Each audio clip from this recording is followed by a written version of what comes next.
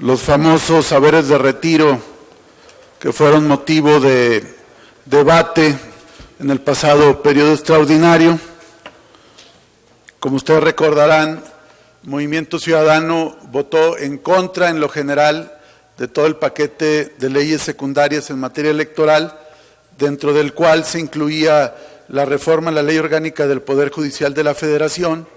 y en concreto el artículo 209,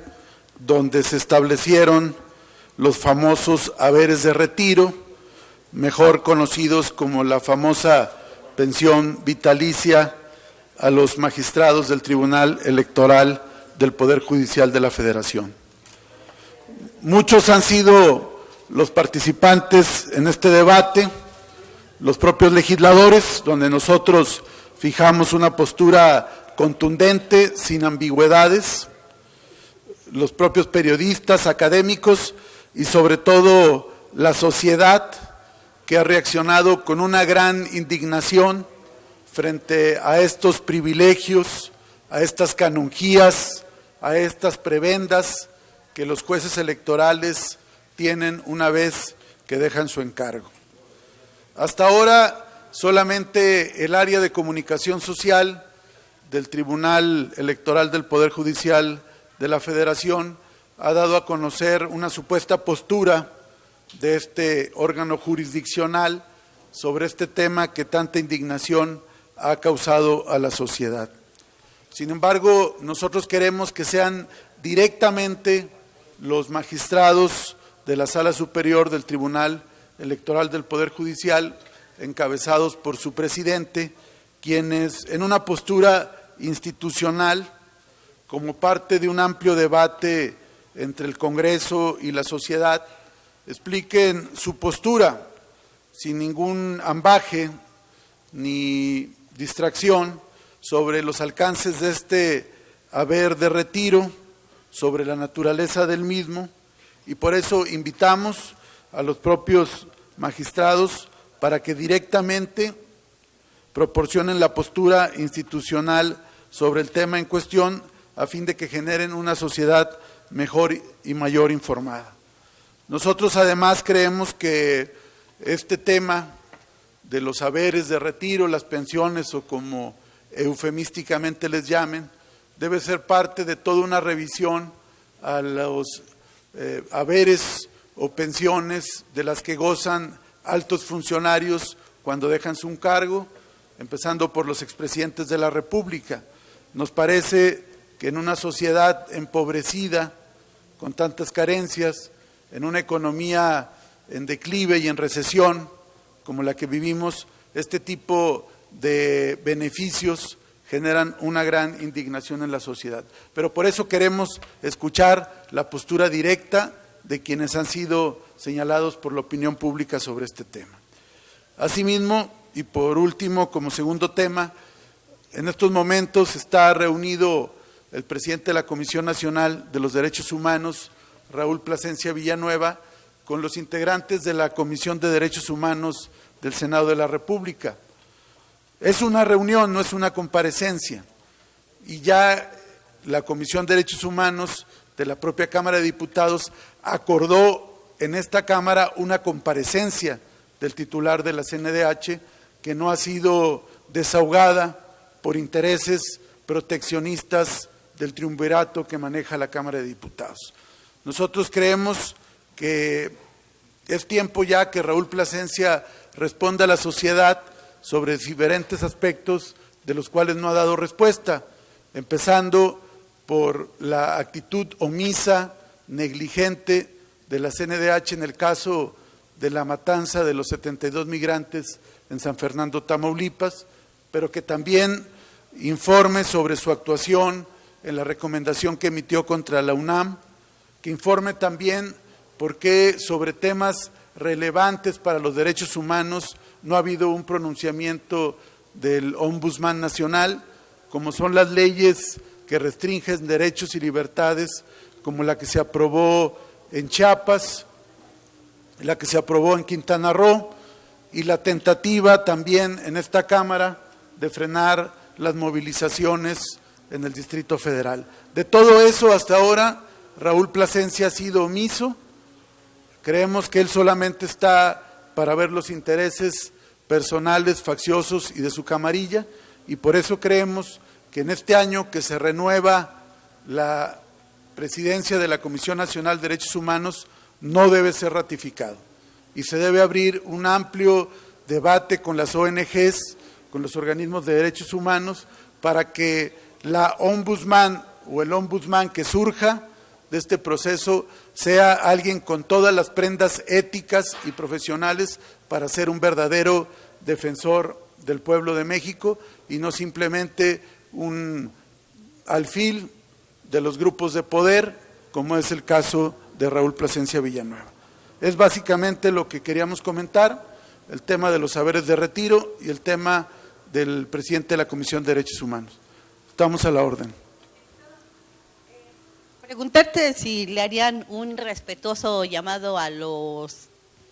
magistrados para que vinieran aquí a la Cámara, por lo menos el titular, para que platicaran con ustedes realmente a ver que si están en contra o a favor de esta. A ver, pues ellos han manifestado que sí se lo merecen porque 2 años no van a poder ejercer su profesión, bueno, en lo que están ahorita. Y la segunda es tu opinión en torno a esta ruta que ya se trazó para la discusión o el análisis de la reforma energética y que muy probablemente antes de que concluya junio, pues ya se estaría aprobando. ¿Ustedes están de acuerdo con esto o no? Bueno, de los magistrados sí sería muy sano que vinieran los magistrados del Tribunal Electoral del Poder Judicial de la Federación a explicar este tema sin ninguna reticencia y sin ambajes, porque de algún modo están, como dice el refrán, a quien le dan pan que llore, y queremos ver si ellos directamente fueron los promotores de esta modificación que fue operada a través del jefe de la Oficina de los Pinos con la complacencia de los partidos del pacto, pero finalmente queremos ver si detrás de esta motivación, como se ha señalado, efectivamente están los magistrados, que expliquen también por qué uno de ellos dijo que era para evitar la corrupción. Nos parece que esta es una afirmación muy grave, porque hasta ahora no ha habido haber de retiro, entonces quiere decir que sí hay corrupción, o sea, es lo que nosotros nos preguntaríamos. Por otro lado, en cuanto a la ruta, nos parece un ejercicio incompleto, que no responde a un verdadero debate democrático. Nosotros reivindicamos lo que dijo el cineasta Cuarón,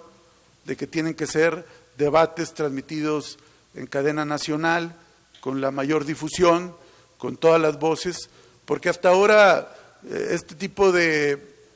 deliberaciones se concretan al mayoriteo de los partidos del pacto en el seno de las comisiones. Entonces realmente es una simulación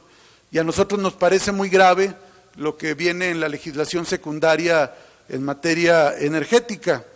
las amplias facultades que se le están otorgando a la Secretaría de Hacienda y Crédito Público para que defina montos, regalías y demás en los contratos de utilidad, de producción y en las licencias. Es un tema muy grave que tiene que ventilarse abiertamente, porque el único que está perdiendo con todo esto es el país.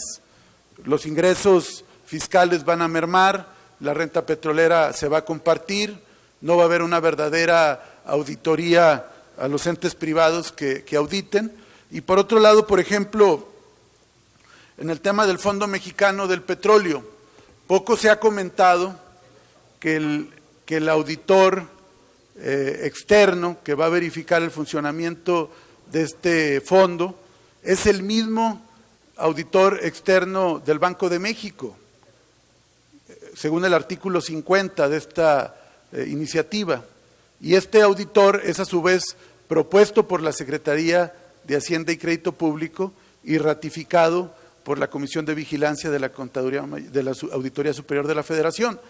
Y hasta ahora no ha habido este nombramiento y es una figura clave en la revisión de los manejos de este fondo tan relevante. Por eso nos parece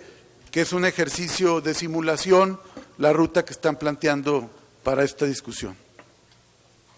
Diputado, buenos días. Para preguntarle sobre este tema, más o menos qué cantidad económica es la que va a manejar este fondo, de este último punto del que usted está hablando. Y por otra parte, ¿nos podría decir en qué fecha se va a presentar el titular de la Comisión Nacional de los Derechos Humanos y bajo qué tema lo van a citar a comparecer? Y por último, acerca de… Bueno, estos dos temas, por favor. Bueno, empiezo por lo último. Desde varias semanas antes de que concluyera el periodo ordinario de sesiones, la Comisión de Derechos Humanos de la Cámara acordó la comparecencia del titular de Derechos Humanos. Sin embargo, por una traba burocrática, política más que otra cosa, esto se remite a la mesa directiva de la Cámara en conjunto con la Jucopo en una conferencia que establece la propia reglamentación, y ellos son los que deben agendar la fecha. Lo que hemos visto es que se ha estado dilatando para que no venga el titular de Derechos Humanos a comparecer. Hay un ánimo de protección, porque evidentemente hay muchos temas de los cuales no va a dar respuesta, como hoy lo vamos a ver en el Senado de la República. Nosotros vamos a insistir en que comparezca, no una reunión, no un café, no un diálogo, una comparecencia formal donde proteste decir verdad y donde haya un verdadero ejercicio de rendición de cuentas. El señor no tiene por qué tener un trato privilegiado, superior incluso que algunos funcionarios de la Federación, altos funcionarios, como ha sido el caso del secretario de Hacienda, el procurador o el director de Pemex, que han comparecido. ¿Por qué no puede comparecer Plasencia Villanueva? ¿Quién lo está protegiendo? Nosotros vamos a insistir decididamente en este tema. Por otro lado, en cuanto a lo del fondo y los manejos financieros, pues la renta petrolera nacional en estos momentos asciende a más de 80,000 millones de dólares. Eso es lo que actualmente implica la renta, y en términos fiscales es entre un 35 al 40% del presupuesto nacional. Aquí hay dos temas. Primero, si el Estado va a compartir parte de esta renta, evidentemente es una merma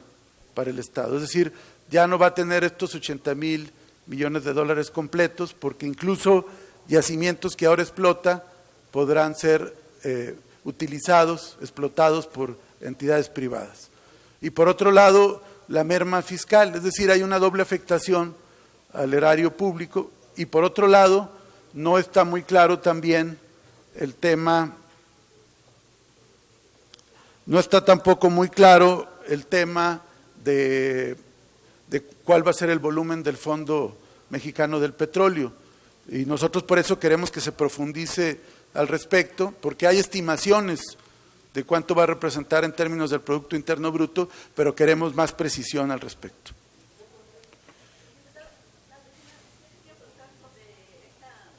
La invitación que le harían a los magistrados, ¿qué medio utilizarían? ¿Sería una carta de Movimiento Ciudadano a través de la Junta de Coordinación, o cómo les harían la invitación a los magistrados? Por lo pronto estamos haciendo un llamado público a los magistrados a que tomen el toro por los cuernos y directamente ellos hablen de este tema, que no lo dejen a la especulación o simplemente a la inercia, sino que haya una definición no del área de comunicación social, sino de ellos directamente, y lo más sano es que acudan directamente a la Cámara de Diputados para que expliquen los alcances de este, entre comillas, saber de retiro. Por un lado estamos haciendo este llamado, y desde luego que de no encontrar eco, haríamos otro tipo de gestiones, ya directamente a través de un documento dirigido a la Junta de Coordinación Política y otro dirigido directamente a los magistrados. Pero esperamos que con todo este caudal de opiniones negativas que ha habido en torno a este privilegio, finalmente ellos asuman directamente su responsabilidad y acudan